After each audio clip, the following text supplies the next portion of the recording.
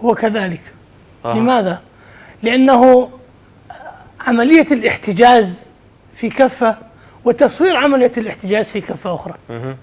يعني عندما تصور عملية الاحتجاز فأنت توغل في إهانة كرامة المحتجز، العلم المحتجز. فيعني عملية إيغال ونشر على الوكالات، ثم إعلان أن البوارج البريطانية كانت بالقرب، ويعني وإلى حد الآن غدا سيعرض وزير الخارجية البريطاني على مجلس العموم البريطاني ما حدث والخيارات، وبعد غد وبعد غد وهكذا.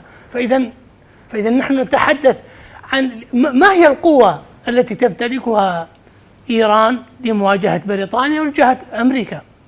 أنا قوة المعاملة بالمثل. ربما احتجزوا البريطانيون بطلب أمريكي، احتجزوا كما قيل، احتجزوا نقلة نفط في مضيق جبل طارق، في إقليم جبل طارق بالضبط. وهذه معاملة بالمثل. وجاء خامنئي ليقول بعد مرور أسبوع على احتجاز السفينة الإيرانية وإقفال طرق الحل الدبلوماسي واحتجاز الطاقم، قال لن تمر عملية احتجاز السفينة الإيرانية بدون عقاب. بعد 24 ساعة احتجزت السفينة البريطانية، واحتجزت بهذه الطريقة المهينة. الآن إيران هم يدركون تماما أنها قادرة على أن تحرق المنطقة وتحترق معها. يعني صانع السياسة وراسم الاستراتيجيات العسكرية عندما يريد أن يشعل حربا يضع في ذهنه السقف الزمني الذي يمكن أن تنتهي إليه هذه الحرب. البريطانيون والأمريكيون قادرون على أن يبدأون الحرب، لكنهم لن يكونوا قادرين على إيقافها. لكن النظام الإيراني يدرك بأن احتجاز الناقلة قد يؤدي إلى حرب؟ هو يدرك أنه قد يؤدي إلى حرب وقد يؤدي إلى سقوط النظام أيضا، لكن سقوط النظام في إيران لن يمر هكذا، ستسقط معظم أنظمة الخليج. لماذا لا نقول بأنها لعبة أمريكية لتوريط البريطانيين ولجعلهم في مواجهة مع إيران وفي ببوز المدفع كما يقال؟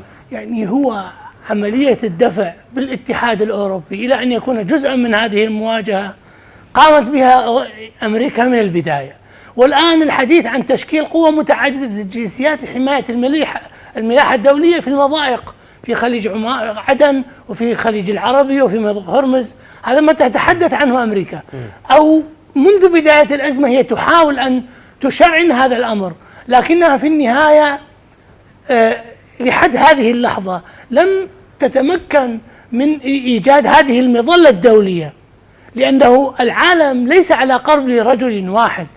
يعني عندما كان في عهد أوباما كانت إيران معاقبة ومحاصرة، كان هناك عقوبات اقتصادية وحصار سياسي.